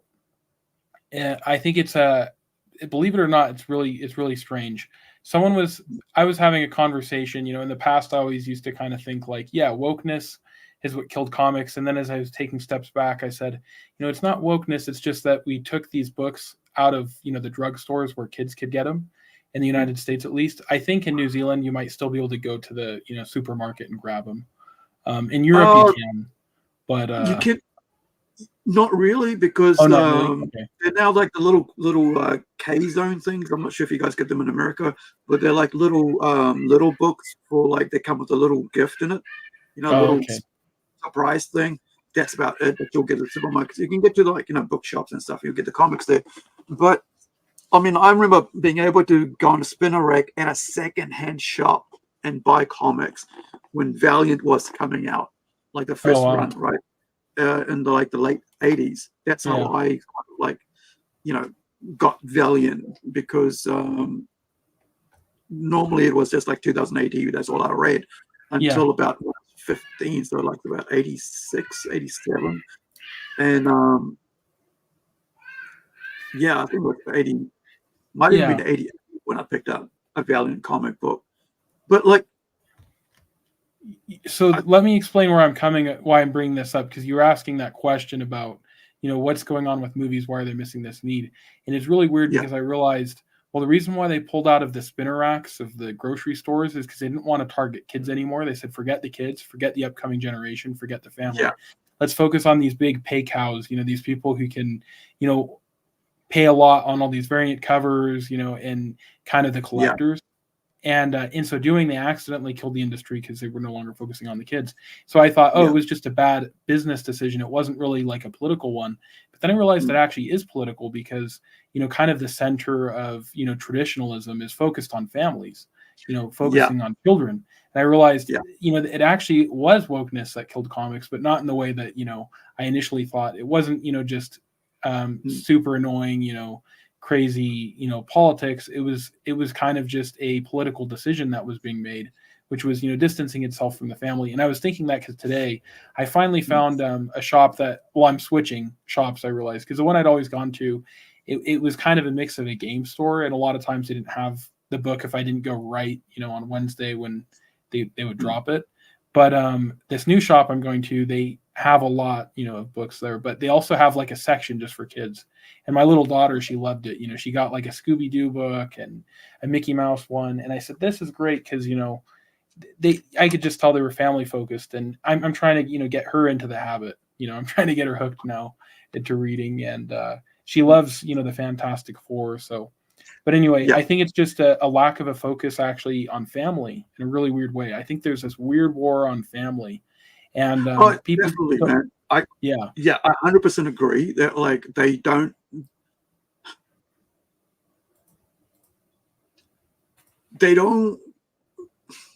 think children are important. It's been like that since the 90s, to be honest. I think the tech has been like, you don't need to have kids because they cost too much. right. You shouldn't have kids because they cost too much. This is something that China's finding out now. It's like they used to have like one child forever. Then they realize now that like there isn't enough people to take care of the old, and there isn't enough people to pay for taxes. So therefore, like the economy's dying. And because Right. what happened was people found out after years, like decades of finding out, like, okay, we can only have one family or one child per family, then that's cool. We can survive on that. And now you have to have more more children. Now we can't survive it, so they're getting pets. That happened Right. to us in the 90s, right? So they're like basically, what's that, 30 years behind us in this whole, hatred on families and children and stuff like that. And so, I missed my boat on having a child because, but I think, I think when you start telling people that children are expensive, Yes. that's when you're basically attacking the family. Yeah, and I Yeah. think that's when you commit cultural suicide, because what you're saying is you don't recognize the value of people, and that's what I actually love about the movie Godzilla Minus One, and that's why I called it right wing propaganda, because it was Yeah. actually focused on the family, on children, and on the future, Yeah. in that way, and that was kind of the troll I was doing, but it's very sad because people nowadays, they think that kids are a negative thing, but they're really not, and that's why I like to try and make stuff where, and there's a cost to it. There's difficult parts about being a parent, but it's really not as bad as people say. Like from all the talk I had from my teachers, in high school, in secondary school, primary school, whatever, I thought that it would be the worst thing to be a dad, and then I still wanted to be one. But then when I had a kid, I'm like, this is not as bad as they say. Those people are lying. And then I started thinking about it. I'm like, none of those people actually had kids. So how would they have even known? So I thought it was kind of funny. But it's kind of a lot of people, like you're just saying that, right? A lot of people on the left who don't have kids tell you how kids are bad, right? They program, they make stuff to, that's anti kids, right, all the time. And I'm like watching that, I'm going, you guys don't even know you don't even have them. You're making rules and laws that it's about families and children, yet you don't even have them. You don't have experience on them, and you're talking about that. So you're just like, shut the hell up. Why don't you get people who actually have children talk about it? But and and it's been an attack on, like I said, since the 80s and 90s in New Zealand. Absolutely, that's when it really started. And back then, it was kind of, I think, more of a focus on like abortion and, like you said, decrease in population size, kind of with an environmental twist to it. Now it's kind of devolved into this a very weird, like, nihilistic, just selfish. You want to have fun, you want to party, you want to do all this stuff. You only want to think about yourself all the time. But I think at least they're being a little more honest now. But not as it's not as intellectual as I think it used to be. The anti-kid argument. But a lot of it's actually just kind of easy to debunk. I think it's if you were to get the whole population of the Earth, it was so crazy. And you gave everybody like a 1/4 acre of land, you'd be able to fit them all up like across the Amazon or something like that. And it would only be 1/3 of the Amazon. I don't remember the exact statistic. It was really crazy, but there's a lot of vast empty space. You might not see that as much in New Zealand, I'd imagine, as you would in the United States. We've got lots of empty spaces in New Zealand. But I mean, the other thing of that is, like, a lot of the idea behind, like, we can't produce enough food for everybody is the whole idea of trying to keep the cost where, so that there is value to whatever you're eating. Like an apple could be like $1, right? And now we're gonna release less of it so that the price stays at $5 instead, kind of thing. And it's interesting how, like, how they do that. And it's like, oh, we're gonna run out of food. It's like, no, we got so much food. You just don't want it to go where it needs to go because you want to control the production line. And slow down it because of shares or whatever. Like, there's so much involved in that. But, like, it's like kids. Like, if you provide what you need to provide for children, and you can do it right at the government level, it'll be easy to raise children. It'll be cost effective to raise children because we're already paying the taxes that will pay for everything for them. To provide it for. It's just a strange way that the hate on families and children especially that's out there, and how they market it and how they propagandize it to make it like the children are the worst thing. Yet here we are who have grown up and enjoying what somebody else has done for us. And it's like, well, and like you were touching on earlier, the Chinese have really eaten their words now. Very horribly. They have a huge issue of human trafficking, trying to bring people in from, North Korea or Vietnam, and then they're selling them off to, a lot of the farmers in the countryside who can't get wives because there are literally no women. And then there's other things to that, just a huge shortage of labor. And you see that in Western Europe too. And then it's kind of turned into, now people say population's bad. And then they say, let's import a bunch of people from Morocco or from Syria.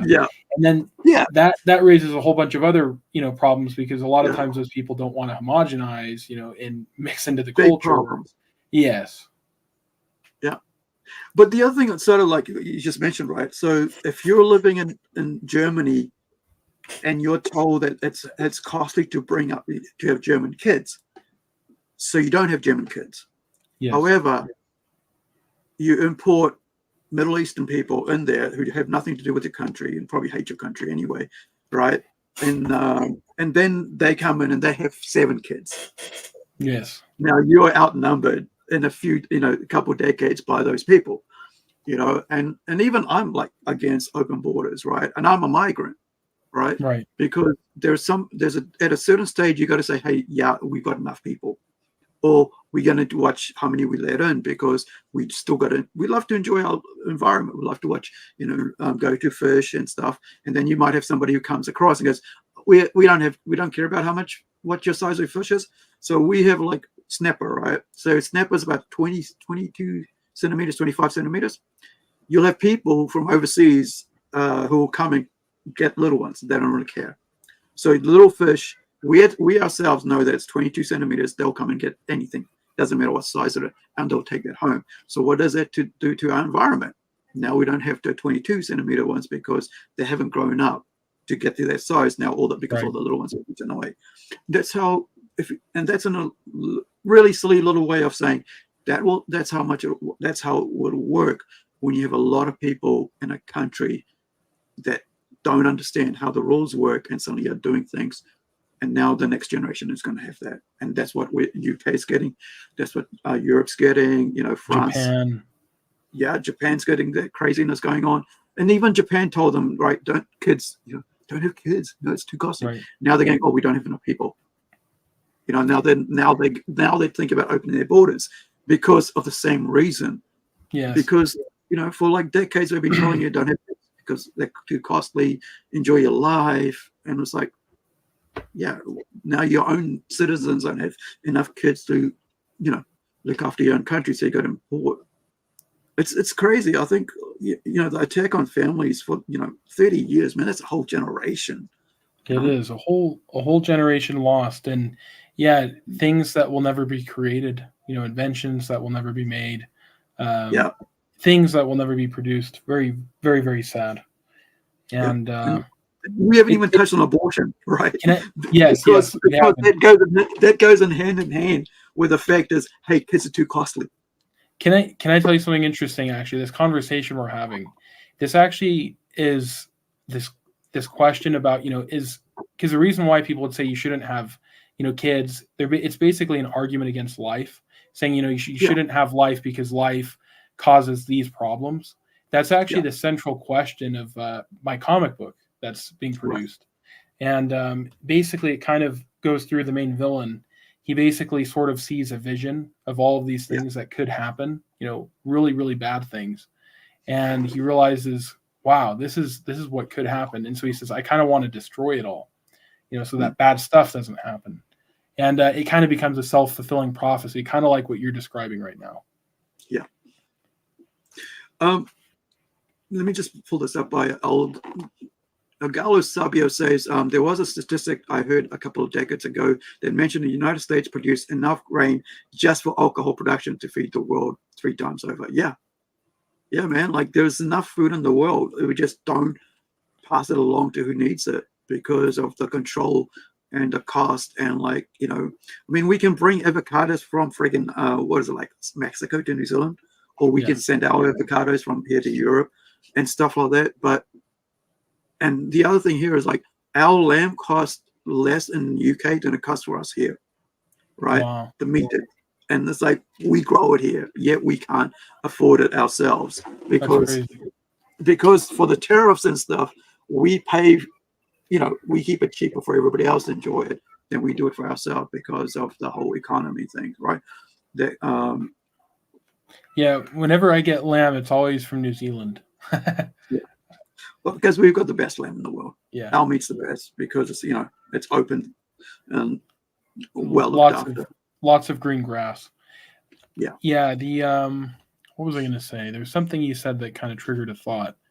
I can't remember what it was, but it's Oh, I remember. Have you ever read those comics that Alex Ross painted, where it basically tackled a lot of these hard questions? So there was one, it was with Superman, and it was actually about world hunger. I think it was called Peace on Earth, and it came out in Christmas, I think of 92 or 93. And basically what it was about is Superman, he saw a woman almost faint. She was a homeless woman, and he realized, she was hungry. And so he basically started learning and thinking about world hunger, and there was all these problems, and he said, I want to solve it. So he tried bringing all this food to a third world country, which looked like it was North Korea.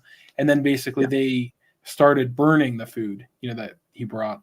And he realized, wow, the problem isn't really, a lack of food as much as a, controls, basically just people and power. Yeah, it was a really interesting read.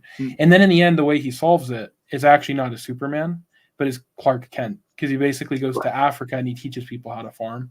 It was a really good one. I highly recommend it.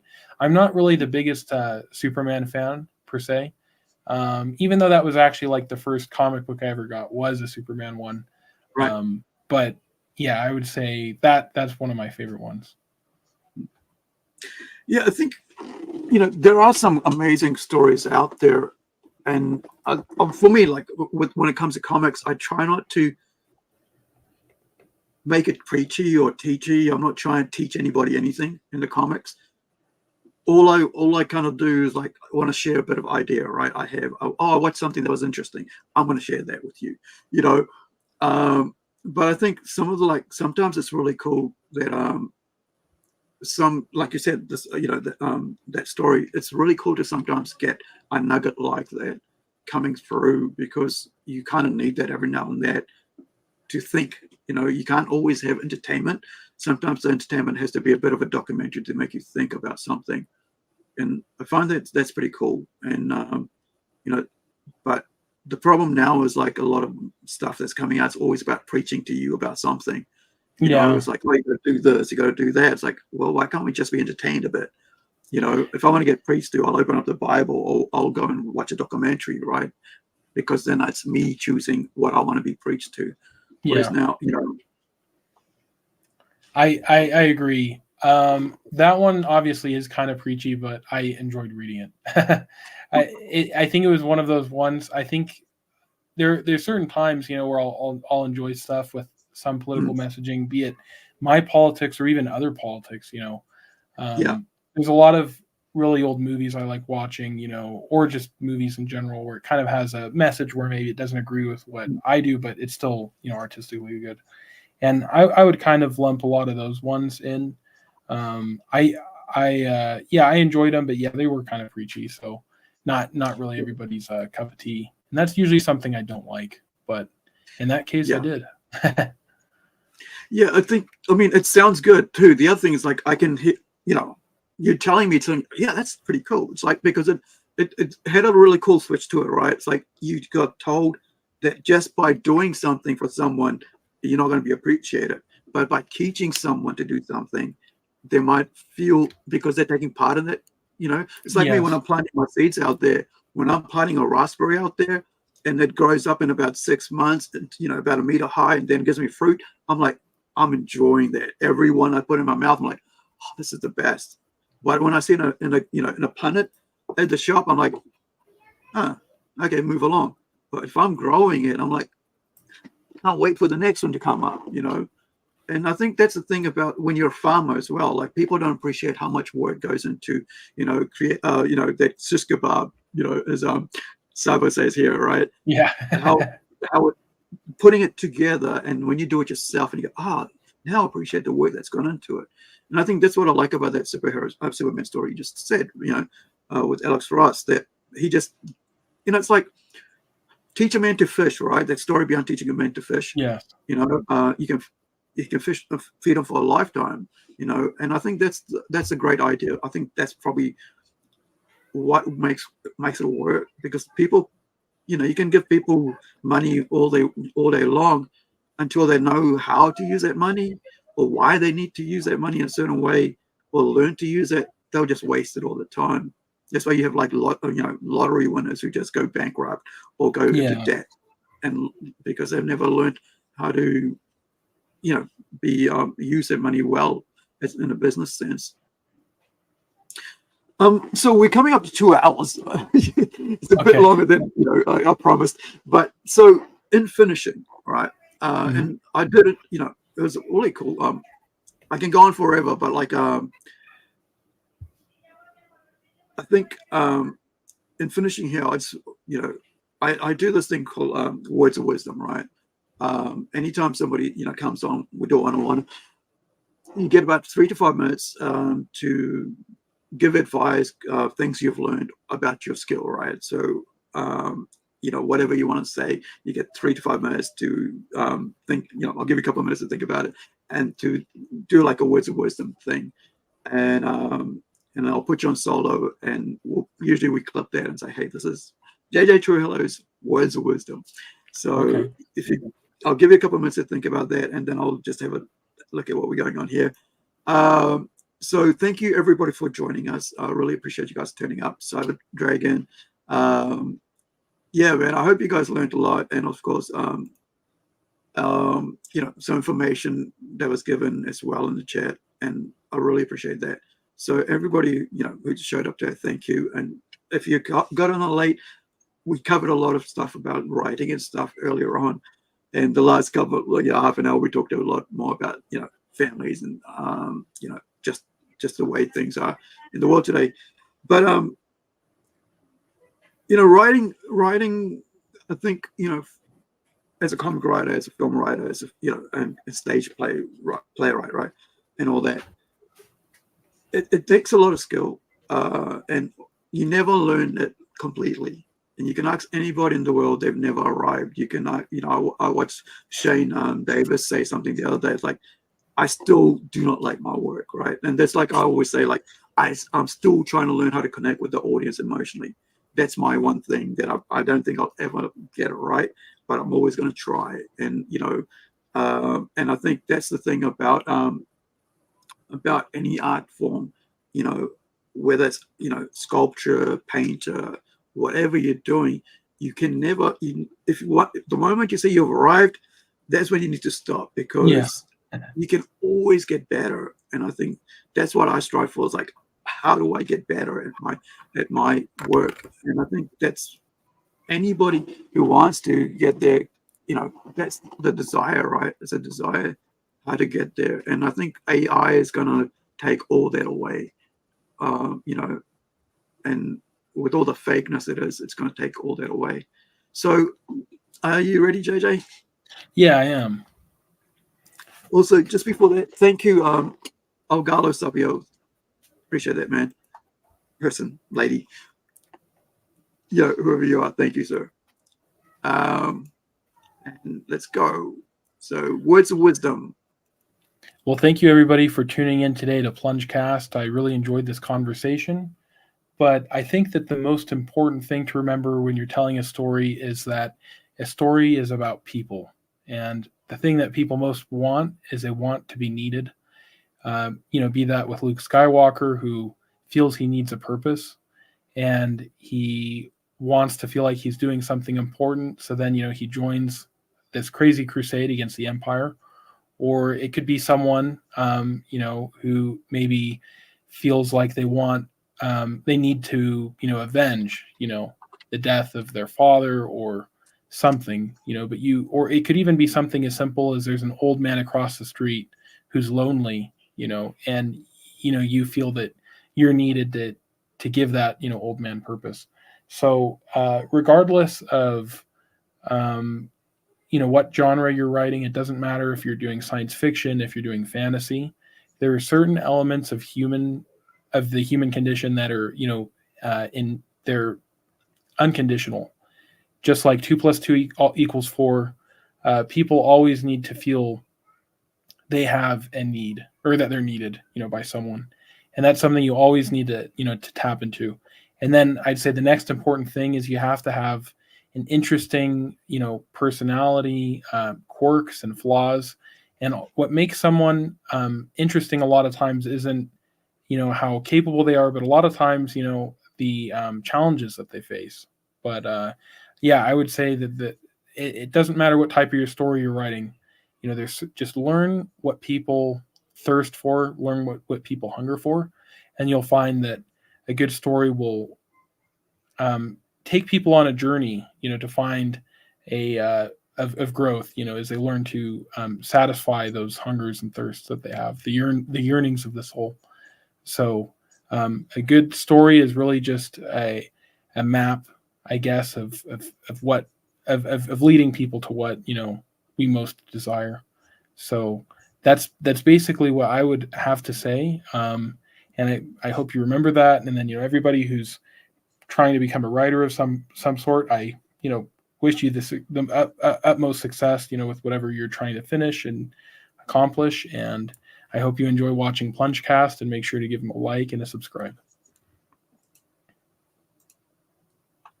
Awesome. Thank you for that. All right, guys, that's all from me and from us. Until next time, thank you, JJ, for coming and do this with me. I love talking to creative people. That's why I do this. Just enjoying people's journeys and what they bring. And so hoping that in 10 years from now, somebody can look back at this and get something from it, and from, all these creatives that we get to talk to. I think it's a wonderful thing that we do have here on YouTube, being able to connect with people all across the world, and this, technologies that we're able to have. So thank you, Gallo, awesome man, and everybody else who joined us today. And Gallo is right. It was great advice, and hopefully, I'm sorry, Cyber was right. And wherever you are, be well, be safe, and thank you, JJ. Any last words before you finish? If you can, check out Long Live the Liar on Amazon, and also my YouTube channel, JJ Trujillo Writes, and just have a good rest of your weekend, everybody. And that's this channel there. Got it right. And then, of course, right at the top there is also the link to the book, Long Live the Liar. So thank you, guys. We'll see you next time, whenever that is. And from me here in New Zealand, ka kite anō, and from JJ over in the US, farewell, guys. Catch you next time.